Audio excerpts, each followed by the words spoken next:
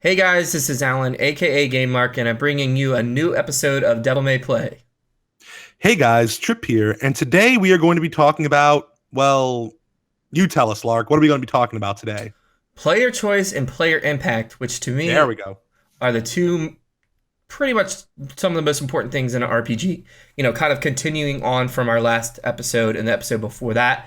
We love RPGs, it's no secret. We're very open about that. Um, and I thought that it'd be really interesting to talk about player choice and player impact. And what I mean, I'll explain both of these concepts. Player choice is the ability to handle situations, giving the player different ways to solve a problem, right? Player impact is worlds changing based on player actions. So I'm going to start with player choice, if that's okay, and feel free to chime in whenever you want. Sure Um, thing, dude. so one game series or one developer that comes to mind is BioWare. A lot of people praise them for their abilities to like basically for the freedom to make choices in games.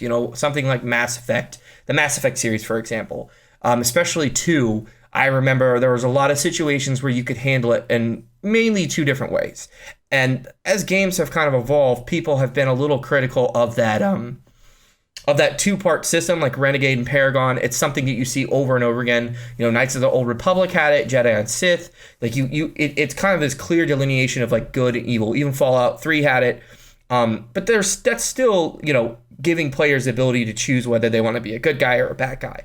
And I remember that one cutscene where you can choose to throw a dude out a window or just threaten him. I think it was like Renegade, you just threw him out, and then Paragon, like you continued to threaten him, but he stayed alive.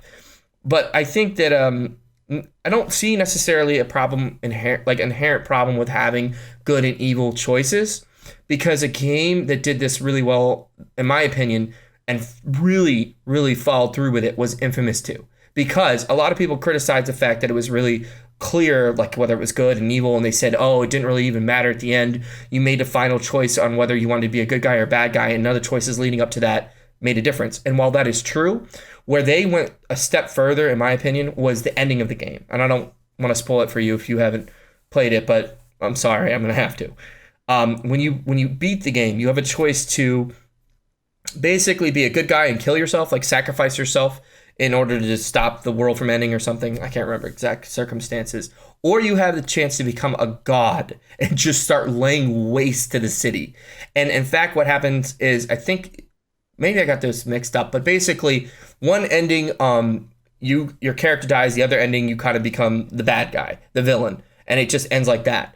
And I thought it was a really cool way of like, they were completely different options, completely changed the way the game was played. And maybe I'm getting mixed up, but basically the developers realized that more players chose to kill themselves at the end than chose to continue as a bad guy. So for three, or I guess what was the last Infamous Second game? Son. Yeah, they created a new character because so many people chose for Cole to die. So I thought that was interesting. That's the way I think player choice should go Yeah. in regards to how it carries over into the next game. Not all the time, because sometimes, you really have a narrative idea of what you really want to do. But I really did appreciate the way the Infamous company, I think it's Insomniac or something, Yeah. the way or something, I don't remember. But I really did appreciate the way that they did that based on, which achievement players got first, which Mm-hmm. showed, which choice they made first. Right. And on to the whole good evil thing. Um, when it comes to a game like Infamous, I'm totally cool with it. And I know a lot of people criticize it, just like you were saying. A lot of people criticize it for being so black and white. But what people kind of forget is that Infamous is a comic book. And, Mm-hmm. a lot of comic books get really deeper and, all that stuff. But Infamous was always like just kind of like classic comic book shtick. Right. And I appreciate how they, really committed to that all the way through, from the tone of the game to the way it looks to, yes, the hero or villain system it had set up. Now, for most games, I would actually say that I'm moving away from having a sort of good evil system. I think that's very And true. that's not because I don't believe in good and evil or anything. I'm not one of those moral relativists that you find at every college, but it's because I think that good and evil is too difficult for a video game or really any kind of media to really define. Mhm. So I feel like it's much better to do it the way a game like Fallout New Vegas did. Or Now, Witcher 3. New Vegas did have yeah, you said or Witcher. I'm getting to that. Um Now, Fallout New Vegas did have the classic karma system, but it really didn't mean anything. I'm pretty sure they just had it in there because that's what Fallout had always been known for, and they didn't feel comfortable just removing it. Sure. But what it was really about was your relationship with each faction. So, my point is, instead of having this internal cosmic good and evil system, you need to accept that it's very difficult to objectively define good and evil, and instead put the morality on the people who are observing your actions. Okay. So, for example, if you do something good for the NCR, then they're going to think you're a good guy, but Caesar's Legion will think you're a bad guy. Sure. And I feel like that leads to a lot more. There's a lot more meat to that. There's a lot more ways you can take that. There's a lot more possible endings you can have. There's a lot more choices you can make, all based on taking the morality and putting it on the people around you and what they see in you, rather than having this set moral compass that encompasses everything. And just like you were saying, The Witcher 3 does that as well. There's not even a real faction system in that game. It's more just, okay, you made a decision, and what are the effects of that decision? Right. And actually, that's great, because I was going to say, you're kind of already talking about player impact with New Vegas, and I'm going to get to that next. But a final point I want to make is, I think even more important than, I think the problem with the good evil system is that it's predictable. Like, you know that there's going to be a positive outcome for a character or a negative outcome. And Witcher 3 was, I love it so much. I know I talk about this game all the time, but there are so many side quests where you cannot predict how the outcome of your decisions at the beginning of the quest or throughout the quest. You just cannot predict it. I don't know how much I want to spoil. There's a couple. I'll give a good one. There's a side quest, and I'm gonna ruin this for you. I'm sorry, but whatever. You gotta play the game. There's a side quest where essentially you can help somebody, and you think you're doing the right thing, but what you actually do is release a plague on the mainland. And if you decide to do the opposite, you kill somebody. And when I was going through and playing it the first time, I accidentally released a plague. And I was like, crap. So I loaded a previous save and went through and did it the other way. But what I loved about that game is that you could not predict at the time you're making a decision what the outcome was going to be. I think that that's more important even than saying, well, good and bad is, I'm tired of this, good and bad dichotomy. I want something more. Sure, factions are great, but I think even more than that, unpredictability and unpredictability is key when you're talking about player choice. Yeah. And there is a potential problem there. And I personally love that, but there is a potential problem there. The problem is, if you do that too much, you might start feeling like your actions don't decisions are meaningless in a way, because it kind of works against itself if you do that too much. But I do love when games pull stuff like that on you, especially if, looking back on it, the progression to that point made sense. And I remember that part, that exact part you're talking about in The Witcher. And that was less necessarily about being good or evil, and more about both decisions. The motivation you have is good, but do you trust this person? Exactly. And that is very interesting. And just one more thing. Sure. Another thing that makes me think of is the other inherent issue with an objective moral compass system is that it can never take into account motivation. Because there are so many times in video games where I have made what the game tells me is the evil decision, not because I was being malicious, but because, again, either I did not trust this person, or, I thought that the quote unquote bad decision would be better in the long run, or something like that. But I still got evil points, which is why I definitely prefer the, just judge me on how the rest of the world sees me. I much prefer that. And now that you're saying that, a system that completely fucked this up was the end of Fable 3. Basically, in my opinion, where all the good decisions were you spending money and all the bad decisions were not spending money. And then at the end of the game, you're like, okay, well, I need money to fight off this incoming enemy, right? And if you don't have a certain amount of money, you can't fight it off. So So what you end up doing is it's just like these completely arbitrary good and bad points that it's like, well, either I'm a good ruler and I try and protect my people, or I build an orphanage or something like that. It really disconnected you from the game. It's funny in my because that was opinion. the exact example I was thinking when I said that. That the way Fable 3 did that was just it's one of those Terrible. situations where I'm like, how could anybody look at that and think that was a good idea the way it played out? Right. Because again, like you can't explain yourself. You can't use like dialogue to say, okay, I understand this, but we need to do this because this is coming. Hmm. You can't say, there's no middle ground either. Yep. Or you can't work harder. Like I would be fine if they made the game way harder to do this, but you still could find a way to satisfy everyone. And I Right. know, like you say you can't always satisfy everyone, and you're right, you can't.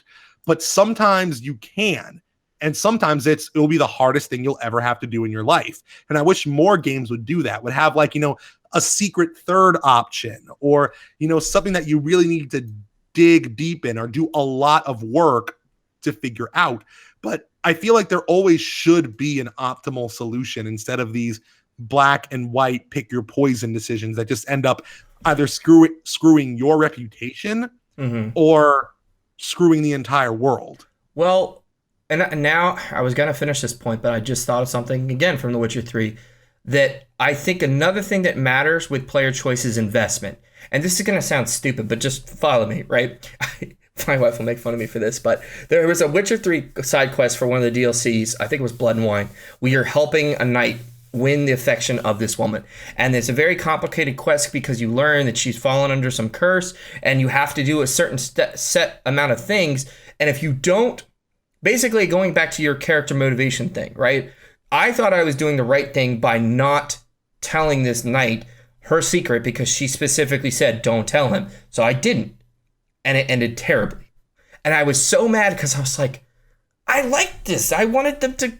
I was like frustrated. So I literally went back and read it. It was like a 2-hour side quest. I would redid everything so that I could get the ending that I wanted for those characters. So that's a final point that I want to make for player choice is that the more invested you are as a player and the outcome of these choices, I think is the more important it is. And the more you'll think like, oh man, I really should think about this. Same thing with Walking Dead season 2, the finale for that game. I may have been drunk on wine. I may have paused the game for 5 minutes to make my final decision because I was that invested at that moment on what I was going to do.